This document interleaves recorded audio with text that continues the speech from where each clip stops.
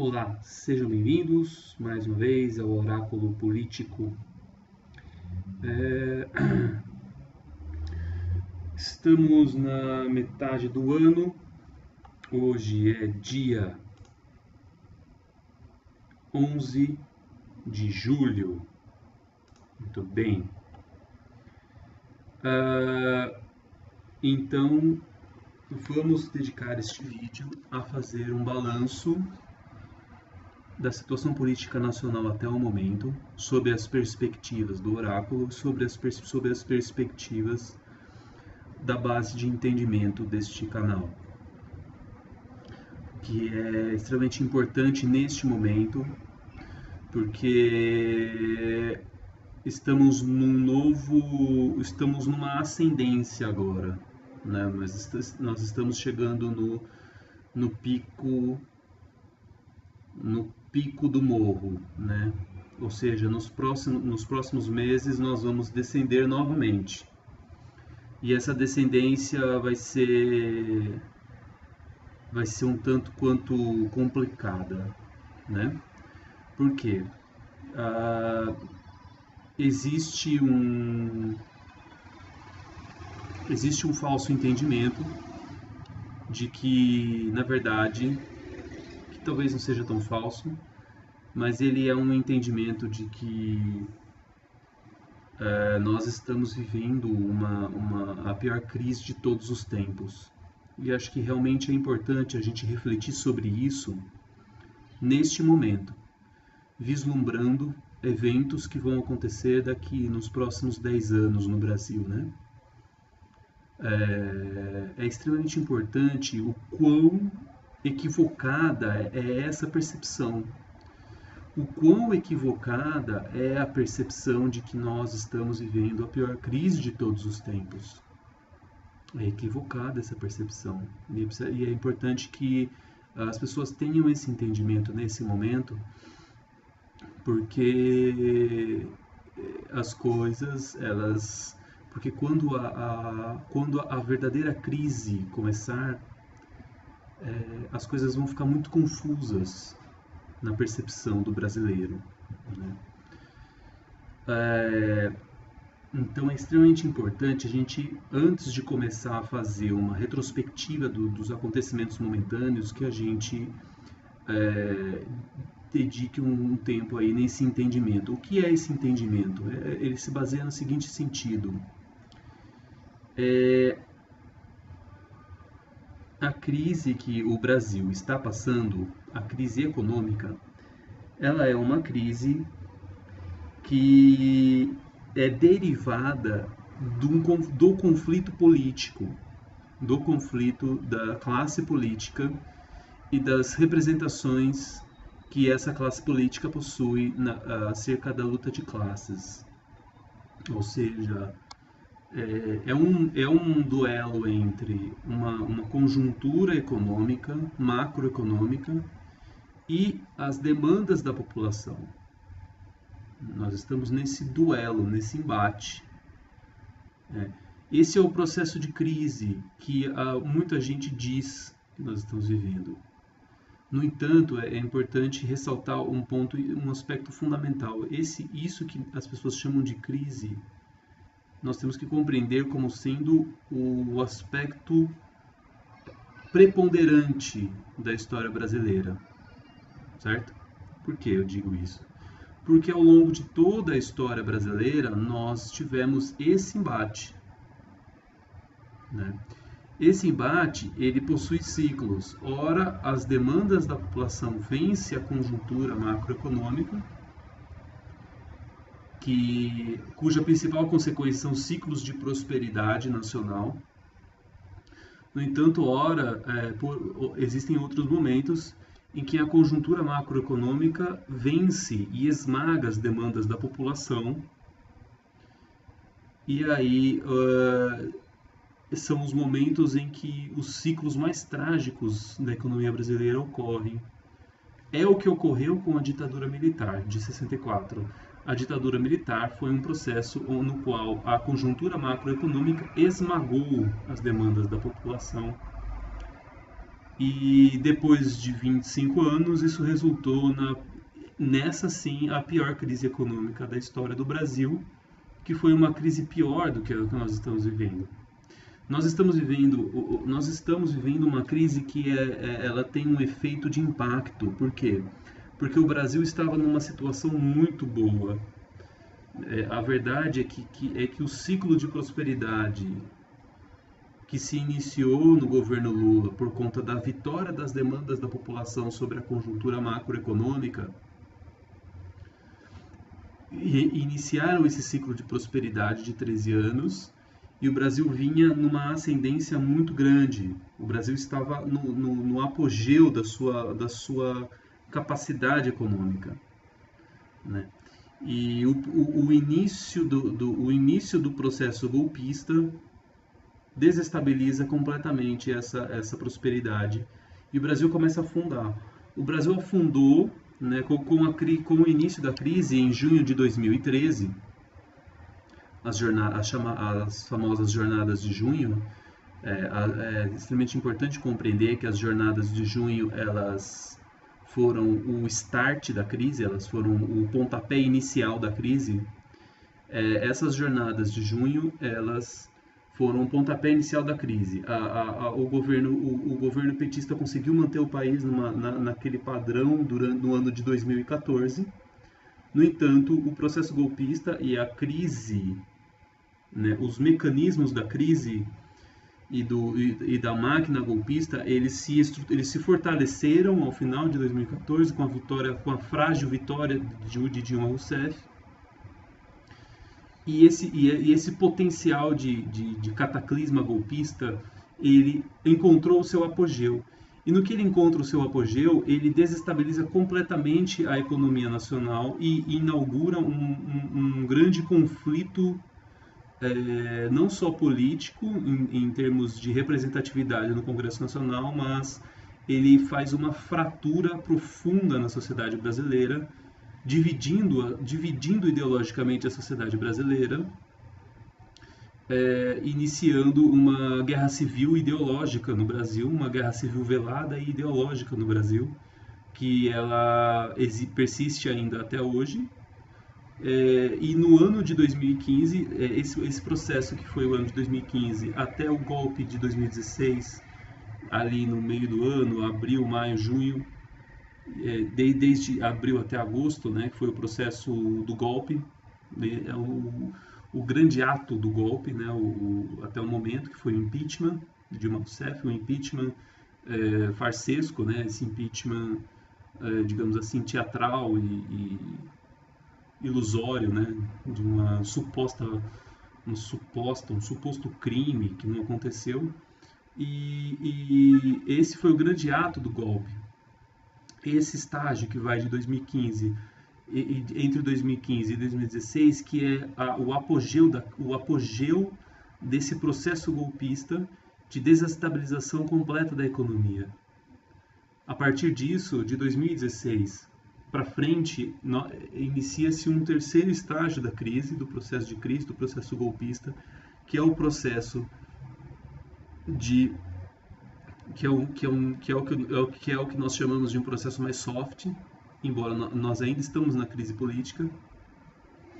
Mas a crise política, ela começa a dar sinais de indícios de um novo regime, né? Nós estamos vendo aí que a crise ela começa a se desdobrar num regime, né? O golpismo ele começa a deixar de ser um ato isolado e começa a se tornar um sistema, né? Ele começa a se reestruturar esse sistema. No entanto, nós estamos no intervalo de tempo em que essa montagem desse sistema ela encontra grandes resistências ainda por parte da população. A população não aceita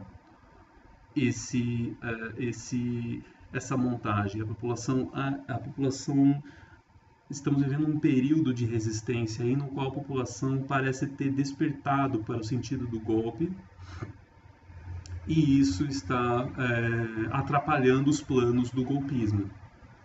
É o processo de crise, é um é um regurgitar, né? É uma coisa que que o país está como se fosse ruminando aí a toda esses conflitos, né, internos.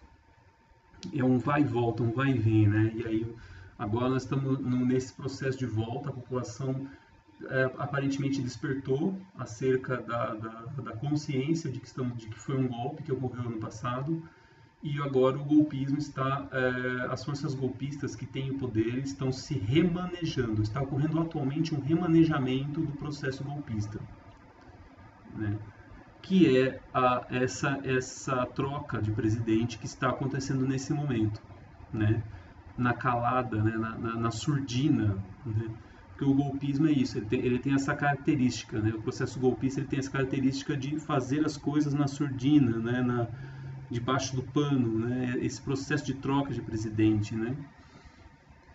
Que é o chamado golpe dentro do golpe, né? Enfim, é extremamente importante. Existem alguns pontos, né? Vamos entrar agora aqui. Mas essa visão macro é extremamente importante no sentido de compreender o trajeto histórico, né? A trajetória histórica do processo golpista, né? O início dele na crise de 2013, né? Vamos chamar assim, na primavera de 2013, né? Que é o início do processo golpista, né? Que foi a manipulação por parte do poder midiático acerca das manifestações, transformando as manifestações que não eram contra o governo em manifestações contra o governo, e essa manipulação foi o estopim para o despertar de toda a mentalidade de extrema direita, né, que vai fazer a ebulição aí que é o que vai ser o grande combustível aí da crise, junto com a Operação Lava Jato, né? Vamos falar um pouco agora, depois disso, né, vamos continuando aí, né? O processo de eleição de 2014, né, o processo eleitoral, a realização da Copa do Mundo, mas o processo de eleição, o ano de 2014, ele foi um ano digamos assim, no qual o processo golpista ele encontrou um entrave porque ele estava na indefinição acerca da eleição. Os golpistas esperavam uma vitória de Aécio Neves, eles trabalhavam com a vitória de Aécio Neves, eles investiram na vitória de Aécio Neves, e uma eventual vitória de Aécio Neves em 2014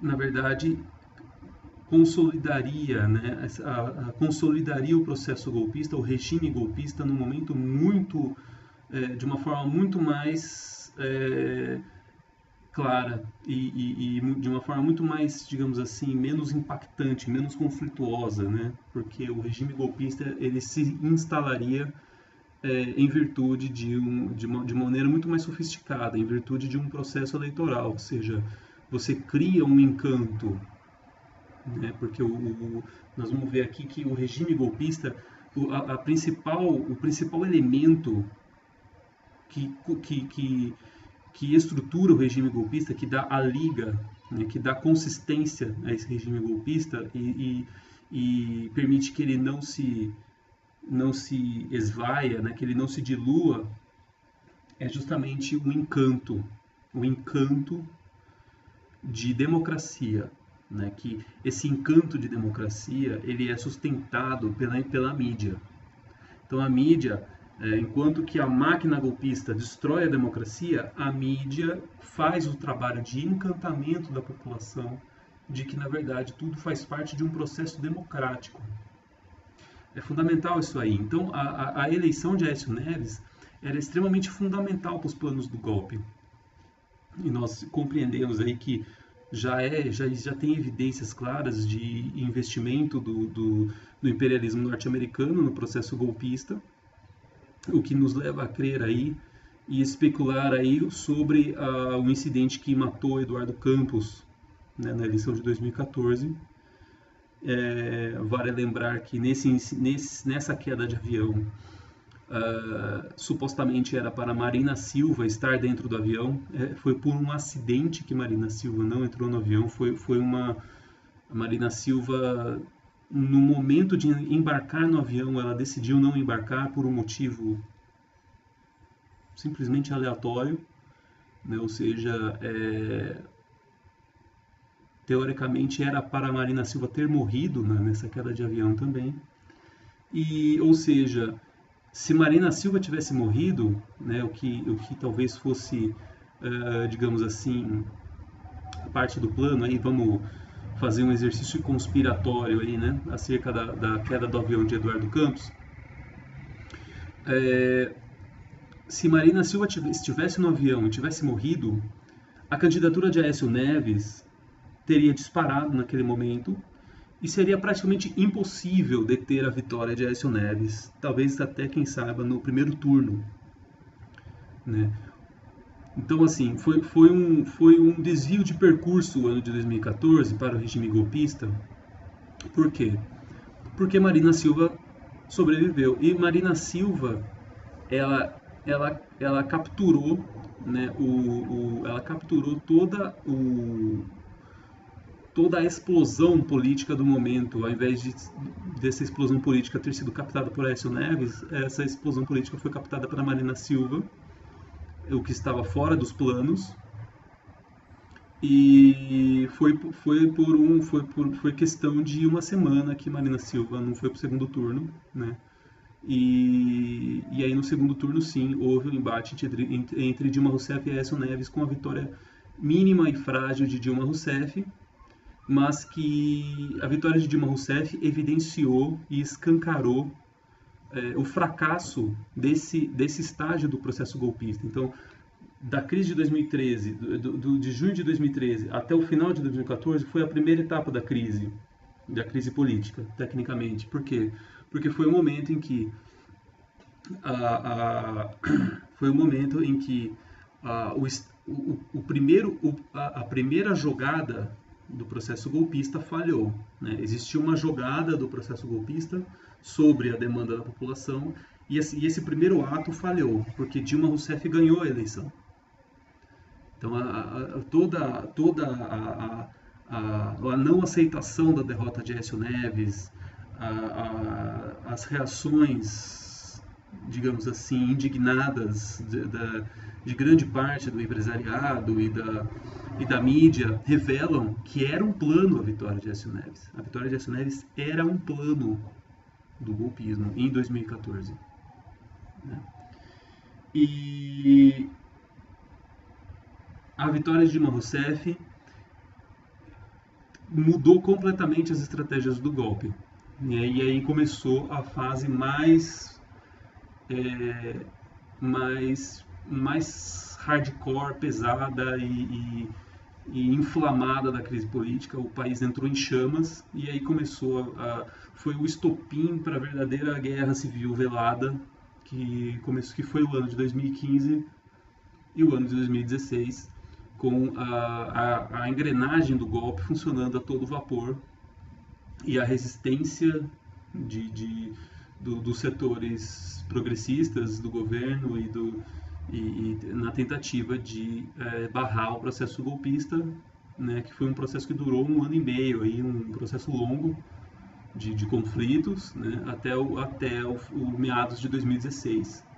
Basicamente até as eleições, né, o momento pós-Olimpíada, das eleições municipais de 2016, em que o golpismo conseguiu atingir o seu plano, o apogeu da sua estratégia, que era tomar o poder e esmagar o seu inimigo, que é o Partido dos Trabalhadores, nas eleições municipais, tendo em vista que as eleições municipais são o alicerce do sistema político, né? As eleições municipais. Então, você vencer o seu inimigo nas eleições municipais é uma vitória muito grande, né? E nesse sentido, então, do final da eleição de 2014, né, começando do ano de 2015 até o final das eleições de 2016, nós tivemos esse intervalo aí com a máquina golpista a todo vapor. E do ano de 2016 até este momento, nós estamos num terceiro momento de reação das demandas populares e de um processo de crise do golpismo, de uma crise dentro do golpe, por parte do seu principal elemento de coligação, né, é uma engrenagenzinha que ela é a engrenagem fundamental do golpe, que é o encantamento, é a fachada de democracia, né, que é o poder midiático. Né, a mídia ela é o aspecto fundamental do golpe, a mídia é o elemento central do golpe. Sem a mídia, não existiria golpe político no Brasil sem a mídia. É extremamente importante a compreensão disso. Sem o encantamento da mídia, não existiria golpe político. Vale lembrar que a mídia, ela protege o golpe. A mídia, ela dilui a consciência das pessoas acerca do golpe. Ela dilui a consciência das pessoas acerca da realidade do país. Então, as pessoas elas vivem um universo imaginário por conta da mídia. A verdade é essa, a mídia ela tem esse poder. Então, por exemplo, figuras como João Dória, que estão extremamente completas, estão vivendo um processo de blindagem num nível extremo. A gestão João Dória, aqui em São Paulo, né, eu que moro aqui em São Paulo, a gente está vendo a gestão João Dória. A gestão João Dória é uma porcaria, um lixo completo. Né? É um total lixo. Total lixo. A gestão João Dória, eles não conseguem fazer uma manutenção de semáforos na cidade. Você tem semáforos aqui na rua da minha casa que não estão apagados. Para vocês terem uma ideia da situação que está aqui no município de São Paulo. A gestão João Dória, coisas que a mídia não diz, coisas que a mídia blinda. Os secretários de João Dória estão em pé de guerra com o João Dória, porque o João Dória ele é um prefeito insuportável. E ele simplesmente não sabe governar. Ele pede prazos absurdos para os seus secretários, tratando-os como se eles fossem crianças no jardim de infância, exigindo horários, demandas, entregas de coisas, sem discutir prazos, sem discutir a realidade dos prazos. É como se você estivesse numa empresa e o seu chefe fosse um chefe júnior que quer mostrar serviço e aí impõe prazos absurdos em cima de você, funcionário, que você sabe que não dá para cumprir, exige que você mude completamente seu dia, que você trabalhe faça muitas horas extras, chegue 5 horas da manhã no trabalho, como se isso fosse um fator que melhorasse realmente a produtividade dos funcionários, né? Então o João Dória ele quer ser uma espécie de chefe de empresa no poder público, mas o poder público não é uma empresa. O poder público exige planejamento, exige maturidade, exige uma consciência mais madura. Você é um prefeito, os secretários são profissionais, são funcionários, eles são membros da sua equipe, enfim, coisas que até mesmo um bom gestor saberia, né? Mas isso não vem ao caso, é apenas um elemento importante para entender como que a mídia blinda, né? Se a mídia está blindando o João Dória. Por quê?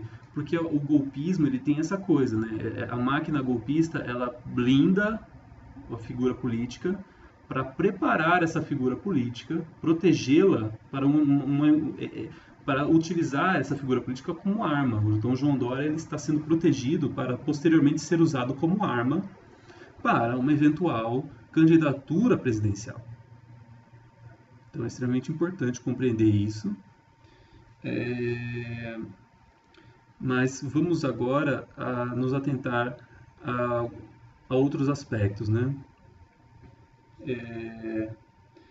Então, assim, eu acho que esse vídeo foi mais para ter uma análise do golpe, né? Esse primeiro vídeo é para compreender a análise do golpe. Eu vou postar mais um vídeo agora, né? Logo na sequência, como a continuação desse, para compreender o processo político deste ano de 2017 e do atual momento. Até a próxima.